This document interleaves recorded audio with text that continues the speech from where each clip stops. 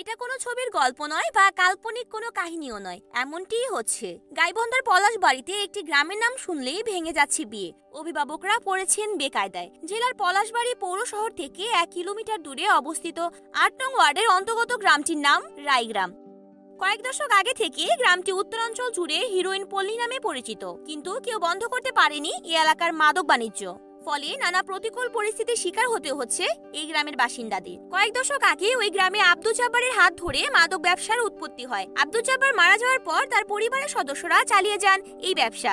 বর্তমানে ওই গ্রামের অনেকেই মাদক ব্যবসার সঙ্গে যুক্ত। নাম প্রকাশ না করার শর্তে স্থানীয় এক ঘটক জানান, এই গ্রামে ছেলে কিংবা মেয়ের বিয়ে দেওয়া খুবই কঠিন হয়ে যায় শুধু এই মাদকের কারণে। সবাই গ্রামটিকে মাদকের গ্রাম বলে জানে। এজন্য বাইরের কোনো ছেলে এই গ্রামের মেয়েকে বিয়ে করতে চান না। আবার অন্য কোনো গ্রামের বাসিন্দারাও এই গ্রামের ছেলেদের সঙ্গে তাদের মেয়ে বিয়ে দিতে চান না। গ্রামের নাম শুনলেই তাদের ভেঙে যাচ্ছে বিয়ে। এই বিষয়ে গাইবান্ধা জেলার অতিরিক্ত পুলিশ সুপার ইবনে মিজান মাদকের বিরুদ্ধে জিরো টলারেন্সের কথা জানিয়ে বলেন, এই গ্রামে সভা করে মানুষকে সচেতন করার কাজ চলছে। অতি দ্রুত গ্রামটিকে মাদক মুক্ত করা হবে। Aruni Akter, desk news, NN TV.